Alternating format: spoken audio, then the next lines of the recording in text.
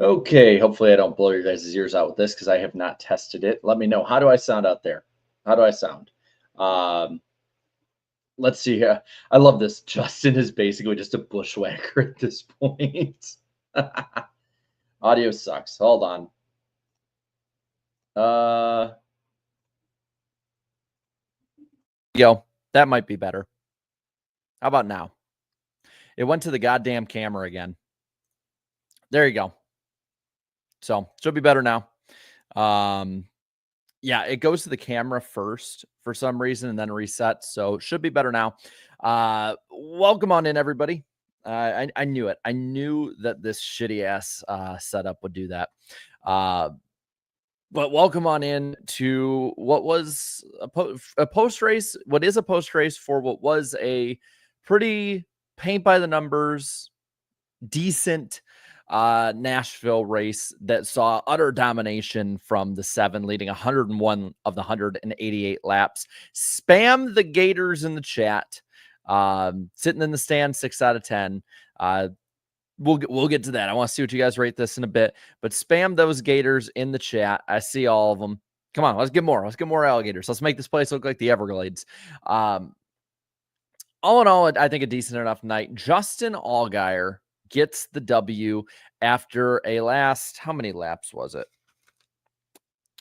Last 48 lap duel or so. I think it was 48 laps between himself and hotshot young gun Connor Zilic. The old versus the new, shown once again with Justin Allgaier, just getting older but aging like fine wine apparently.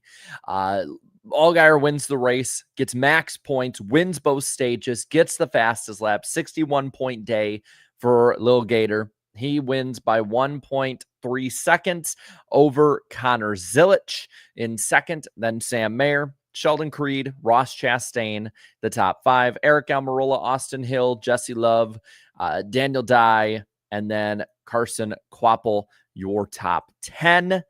Going from there, you have Sammy Smith in 11th.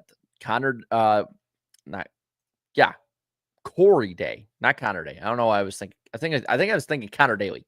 Corey Day in 12th, Harrison Burton 13th, 14th for Brandon Jones, then Sanchez, Jeb Burton, Brennan Poole, Williams, Clements, and Jeffrey Earnhardt, the top 20. Those are also the guys on the lead lap. One lap down from 21st on for almost the entire field. Annunziata in 21st, Ryan Sieg 22nd, Myatt Snyder 23rd, Bearden, Massey, Taylor Gray, Kyle Sieg, Lights, Maggio, and Anthony Alfredo, the top 30. Then Blaine Perkins, Chris Wright. Those ones were a lap down, 31st, 32nd, 33rd. 2 laps down for Matt DiBenedetto with Viking Motorsports. And then 4 laps down, last one on track for Dean Thompson in 34th. William Sawalich, the pole sitter, had a really strong night to start out with. Went to hell in a handbasket, comes home in 35th. Then Christian Eckes, Ryan Ellis, and Parker Retzlaff comes home at the finish last. Maybe another DQ will happen and he'll be bailed out with that one. This race was 188 laps for 2 hours, 15 minutes, 9 seconds, 8 lead changes, 6 cautions for 39 laps on the day. And let's get the finishing order. Again, if I spelled somebody's name wrong, I know you guys will let me know. Let's get that down in the bottom. Let me know out of 10 what you thought of it. Yes, there's plenty of mayonnaise to be had with this one, with the Mayo missile winning again. And yeah, Justin has said that he's thinking of retirement sooner rather than later. I mean, he's not exactly young. But let's see what we got here when it comes to your ranking. 7, 7.5, 6.7, 7, lots of 7s. I have no idea. Wait for scoring. So I like that name. Wait for scoring. You're reminding me of Bill Weber with that one. Let's see. The Mayo car has 2 bow ties. I like that. 7, 9.5, 6.5, 7, 7, 7. You guys are pretty good on the 7s. I don't know. It's probably a 6 or 7. I mean, it was a decent race. It's kind of like the truck race. There's a very decent race. Nothing really out there that I wasn't a fan of. Like, there's nothing there that I looked at. I'm like, ugh, What a bad night, but it wasn't like a banger. It wasn't like the Charlotte race the week before, where the Coke 600 was just friggin' awesome. Looking through this race too, I mean, the box score is going to show that this race was dominated by one driver and a couple others were up there. You're going to see the 101 laps led, and immediately anyone looking back at this on Racing Reference or on driver averages or on any of that is going to look at this and say, man, that must have been really boring. To me, this race was the perfect eye test race on it. Looking back at the first stage, for instance, William Sawalich led a ton early on, and I think had, until everything again went out of his control, I think had probably the best run race of his career, at least this year, early on in this one. He ran out front, looked like he could race against Allgaier and Zilich and the up-and-comers, the veterans, you name it. But ultimately losing that track position, and it was a track position race in just about every way, and it was a clean air needed race. You weren't really able to make that up if you got back there, especially if you didn't have the experience. Because when you look at the way that these guys are lined up at the front, it is experience, it is raw talent. I mean, Allgaier up there, Creed up there, Ross Chastain, a top 5, Double A, Eric Almirola in 6th. And then you got Mayer, you got Zilich, you got Hill, Love. Like, the top 8 in this race is really the who's who of who is in this race. This was not a race that you just, fell into a top 10. Danny Dye is about the closest you came to that in 9th, right? Yeah, look at Danny Dye. Michael Waltrip is out there, I'm sure, raising a beer or 12 to him. So it was a pretty good. Let's see, your shirt blends in the background. Same. Let's see, your shirt blends in with the background again. Same Iceberg channel, same Iceberg time. I don't know whether or not to say that's funny or not, but yeah, there we go. Here, hold on. I'll blend more into the background for you with my Xfinity one. But yeah, I mean, after Sawalich got out to that early lead, you did have, of course, that wreck or so at the end of the first stage with Kyle Sieg, Parker Retzlaff. Retzlaff, no luck at all this year. If he has good luck, it's not good luck. It's just waiting for it to be more bad luck. And that opened the door for Allgaier on a restart to come on up, get the win in stage 1 over Clements. Jeremy Clements stayed out, had at least that good run. There was, of course, the incident that ended with Day going around. Of course, Day does come back to a 12th place run. This has been probably the best NASCAR weekend that Corey Day has had, I think, this year. The most that he's shown of being able to pass, able to go through the field, able to really race with people, which is what I want to see out of these younger drivers. I want to see these guys improve, race, and start competing better and better as the year goes on, whether it's competing for a top 15, then competing for top 10s, running in the top 5 more. I had a similar thing I said about Raja last night with that, and I think it holds true to Corey Day. I think it holds true to Connor Zilich week over week. I said the same thing last year about Shane Van Gisbergen outside of the road courses, and the same thing I think applies here. But the first stage was Allgaier, Clements, Matt DiBenedetto, Hill, Dye, Creed, Mayer, Jones, Quapple, and Zilich. And I got to say, the first stage to me was probably the most action-packed, most out of it that you'd really get from this race. The rest of the race to me was it was a very simple paint by numbers kind of mile and a half. I know it's not a mile and a half, but it races like a mile and a half. The second stage, you had the Blaine Perkins slide through the tri-oval grass. Outside of that, though, another very straightforward stage with that. Allgaier winning there over Creed, Almirola, Zilich, Ross, Mayer, Hill, Quapple, Eckes, and Danny Dye. I'll give this Daniel Dye. Everyone makes the nutcracker jokes and all those funny things, and I get it. They're pretty good jokes. But he's had some solid runs this year. I'm looking at the finishing order of this race, and it's not, he's raced up there with some really good drivers this year. Carson Kvapil, ton of potential. We've seen him race really well this year. Finished behind Jesse Love and Austin Hill. Finished ahead of Sammy Smith, who has been, I think, when you take away like penalties and deductions and different things throughout the year, has been like the second or third best driver off of points. So, Daniel Dye with Colleague too had the best finish of the race for Colleague. You're looking at the finishing order of others on the team, and you got Josh Williams in 18th. I know Eckes had his issues with that restart crash. Not to say that he would have finished below him, but you got to give credit, I think, where credit is due on that. You can't ignore over and over again when somebody is overachieving what you thought they would before. Is he somebody I think's cup ready? Hell no. Hell no. Is he somebody I think is probably going to sneak into the top 5 in a couple of these races coming up? Yeah, I think he could. They put up the playoff standings. They got 12 races to go before the Xfinity Series playoffs. And of course, you got Allgaier and Hill tied with 3 wins this year.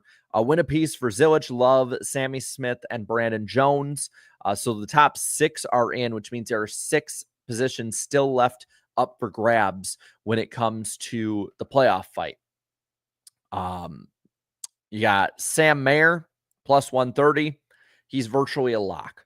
You'd have to have 6 new winners for him not to be in, and that one of those winners not be him this year. Sam Mayer is in. Sheldon Creed plus 38. Carson Kvapil plus 35. Plus 22 apiece for Jeb Burton and Ryan Sieg. Plus 5 for Harrison Burton, who has impressed me a ton.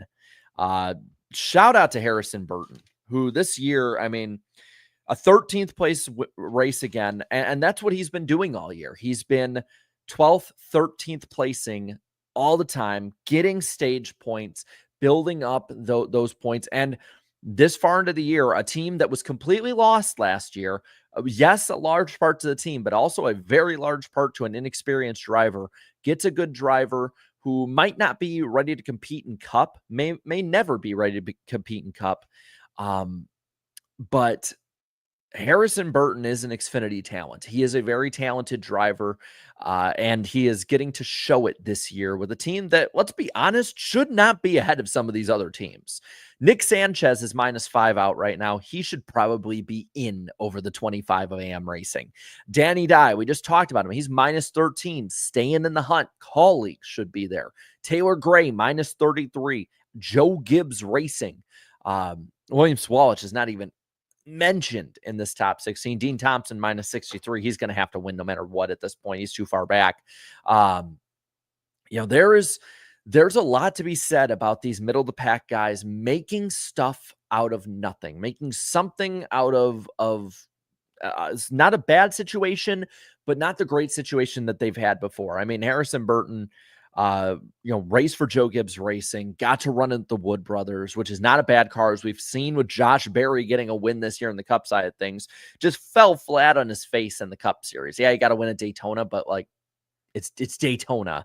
It's nowadays. It's more of a crapshoot, stupid finish thing than ever. He has shown out this year and deserves that credit. Now, I saw a comment in here. Why isn't Xfinity racing at Michigan?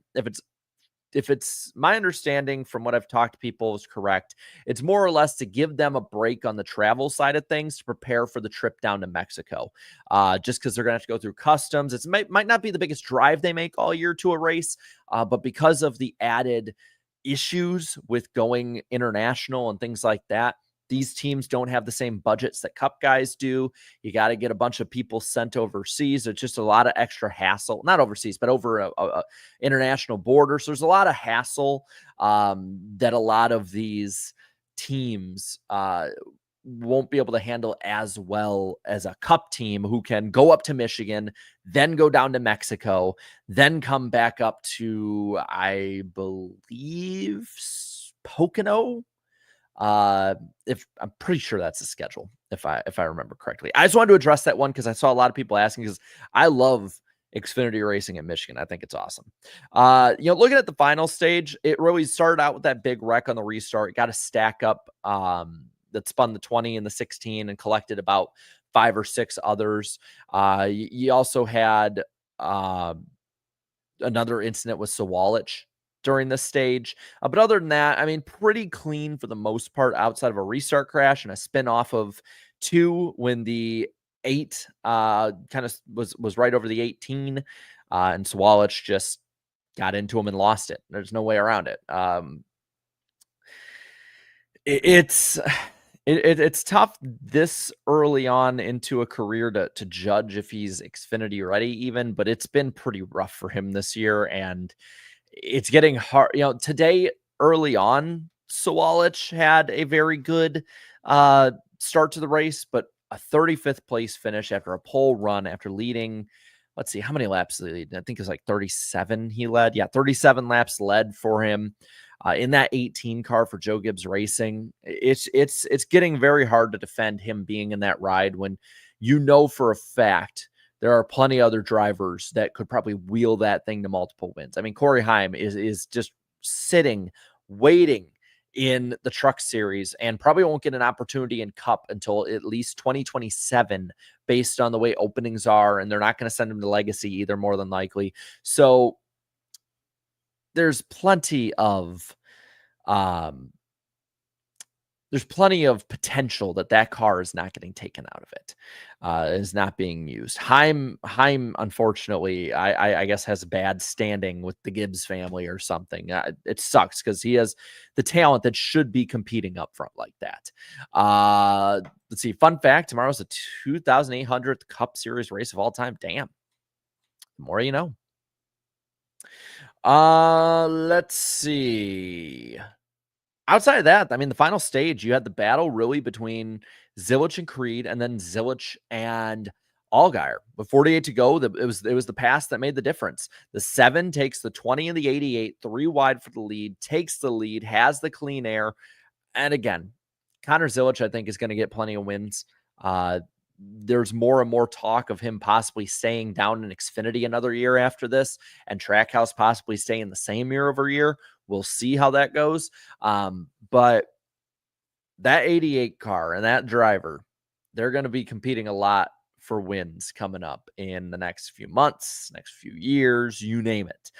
But Justin Allgaier and that 7 team, they're on it this year. I mean, I think it's pretty easy to say that they are the best ones in the series right now. The team, the crew chief, the driver, all of them are just on their A game right now. And I know he had talked about retiring. I got to see. I think he's, how old is 38 years old. He'll be 39 on June 6th. So in about a week. Yeah, I think he probably has at least 4 or 5 more elite years in this series left in him, if not more. I get that, there's been the retirement talk, but dude's at the top of his game. Like, why retire right now when you could probably win a ton more races, get probably another championship or 2 out of it? Looking all time, because I love my all-time wins list that I get to look at. Justin Allgaier getting this win means that he has his 28th career win. He is solely in possession of 9th all-time on the Xfinity Series wins list. He just broke his tie with Jeff Burton. He's ahead of Dale Earnhardt Jr., Tommy Houston, Sam Ard, Tommy Ellis, like Dale Earnhardt. Some of the best drivers to ever run in this series. And he's a win behind now Matt Kenseth. He's 2 behind Joey Logano, 3 behind Jack Ingram, and then it's about 10 more or so till he hits Carl Edwards. If Justin Allgaier runs another 2 or 3 years minimum, he's probably going to be top 4 or 5 all time on the Xfinity wins list. He's never going to reach Kyle Busch, and I don't think he's going to reach the likes of Mark Martin or Kevin Harvick, but I don't see why, if he doesn't race 5 or 6 more years, why he couldn't get 12 more wins and surpass Brad Keselowski with 39 career wins as 4th on the all-time wins list in this series. I'm sorry. I'm gonna keep hammering the table on this. I think Justin Allgaier is, because of what he's done in the Xfinity Series all time, and because of the fact that if he gets 3 more wins this year, he'll be tied for 6th all time on the Xfinity wins list. I'm sorry. I will argue day and night. I think he is Hall of Fame worthy. I think he is Hall of Fame worthy. I know that it's difficult to grade truck drivers and Xfinity guys, but we have plenty of all-time greats in the modifieds, and I get that those are ones that we recognize that have set bars higher than anyone ever can. And Justin Allgaier is not going to beat Kyle Busch. He's probably never going to beat not Brad Keselowski, Mark Martin or Kevin Harvick. But I mean, if you're like me and you watch this series in the early 2000s or the mid 2000s, late 2000s, early 2010s, I mean, you remember the reign of terror that Brad Keselowski, Carl Edwards, Joey Logano, even Matt Kenseth put on this series. And to be in the likes of those names, I get that he's had more starts and more attempts to do so. I'm going to keep pounding the table that when he retires, I want him to be eligible for a Hall of Fame induction. I know that people disagree with that because he's an Xfinity guy. You can make the argument too with the championships for Ricky Stenhouse and all of that. That's why I think we should have drivers going in for their series. Similar to if you look like the Rock and Roll Hall of Fame, that you'll have people going in with 3 or 4 different bands because of their accomplishments and then them individually. But this is not the NASCAR Cup Series Hall of Fame. This is the NASCAR Hall of Fame. And Justin Allgaier, you could not write the history of the Xfinity Series and the success stories of that series. You could not write the story of this series without Justin Allgaier in it, without the Mayo missile, without the Verizon car he was in back in the day. You could not write the story of this series without him. So if I ever got on that Hall of Fame panel, I'd be pounding the table for him. I'd be like the only one voting for him probably, but damn, I would put that vote in on him. And just all around great win for him today. I know it's nothing flashy. It's nothing that's crazy that we're going to remember. So probably a year from now, but that's Justin Allgaier in a nutshell. He's that kind of driver. So that pretty much is what I have to say about the race. The race itself, there's not too much to really draw out of it outside of Allgaier, Sawalich, I would say Daniel Dye, and then, of course, some of the other success stories we've had so far this year. I'm going to read the super chats, and then we're going to have a fun – and, yeah, he won an ARCA title, too. I see that. I see in there. We're going to read the super chats, and I'll do another fun show and tell for y'all because I love the show and tell segments. They're very fun for me to do, and I know you guys like seeing what I've managed to find or be given or whatnot. So Andrew Winslow left a 10 before we went live saying, just want to tell all of the chat that I missed the last 2 shows due to being in the hospital. I'm home now. Lol cows will wait a week until I'm truly 100% better, but I'm glad to be back. Well, you're not the lol cow. I'm glad you're all good and okay. And it's good to see you in the chat. So good to see you, Andrew. Get better soon. And I'm sure the chat is saying that, let Andrew give Andrew some love because we want him to get better as soon as possible. Fred Dog for the 2 says, drivers' moms go out and touch grass, not like that. I will admit I don't know what you're talking about, but that also might just be because I might not I paid attention before the race. I was a little busy. It's been a little more busy in this house lately. Reverend Rasheem Hall Stewart for the 2 says, today is my birthday. Enjoy your YouTube channel. Well, thank you and happy birthday. Can we spam happy birthdays in the chat? Spam happy birthdays for Reverend Rasheem Hall Stewart, a longtime viewer of the channel. We appreciate your contributions to the channel as well and generosity. Let's give him a big happy birthday on here. Spam happy birthday cakes, you name it. Let's see. A few more super chats, and we'll do some show and tell. SW says, see you later, alligators. The real alligator sweeps. And Little Gator won. Cy Supersonic says, the champ is here. Allgaier back-to-back championships. It's very possible. Indy Carson says, it's funny, all NWP driver picks finished 5th through 8th. That's right. In chat, you got the number 1 with Ross Chastain, and I keep closing in on Eric with mine because I keep finishing ahead of him. Grant with the 2 says, nobody in this series is cup ready. I think you could argue that. I think Zilich is pretty close, but I think you could argue that very much. I think that the talent level this year, or at least experience meeting talent level, is probably lowest it's been in years, but I think it makes it interesting to see who's going to take the leap. Napa Racing fan says, the most popular truck driver wins, most popular Xfinity driver wins. Trends say most popular driver wins. Will Chase Elliott conquer the concrete? Well, if you look at merchandise sales, Kyle Larson actually is beating Chase Elliott now and has been closing in on his title from what they've talked about with the voting. So maybe Kyle Larson's the most popular driver. I'm going to throw that Molotov in there and then not even acknowledge it. And then Snappy for the 5 says, anyone bring up Junior said in his podcast this week, if you come through your hatch at the end of your race, you 100% cheated. Well then. Dale showing too many cards, apparently. Dislike for the 5 says, Junior on his podcast said any driver coming out of the roof is cheating. There we go. Double up on it. Maybe Junior's showing his cards too much. We'll find out. If he gets DQ'd, I won't be going live, but we'll talk about tomorrow after the Cup race. Show and tell time. My mom got this for me for Christmas, but because it's Lionel, it didn't show up until May. They've come down to hang out this weekend, so we got a Dale Jr. late model diecast and the Bud car. And it's signed, which makes it even better. I mean, look at this thing. Look at how much it shines. I swear, NASCAR fans, us NASCAR fans, we're just like, those idiots are like, ooh, shiny. And I fully fall into that. But this is a gorgeous car. Of course, can't have the normal E. Wicked Witch of the South to go after, him. Gives the number back, but God forbid we add an extra stripe to the car. But this car is an absolute beaut, absolutely gorgeous. Just absolutely love it. And the inner Junior fan in me is very much not inner Junior fan tonight. I absolutely love this car, and it's going to sit right on my desk, right where I can see it, right next to my audio thing, which will not be messed up tomorrow, I promise. And yes, it is a great Lamar Jackson car. Yeah. She is a beaut, Clark. Yep. All right, y'all. Thank you guys so much for coming on in and spending some of your Saturday night with me. Go have some fun. I'm going to go have fun with Eric and Danny, Claudia and John and Riss and whoever else shows up. Not saying where we're going, but we're going to have a ton of fun tonight. And I will see you tomorrow. Late night again.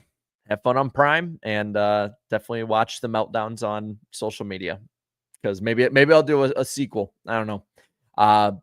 Thank you guys so much for coming on in. Have a great night, and I'll see you tomorrow. Bye, y'all.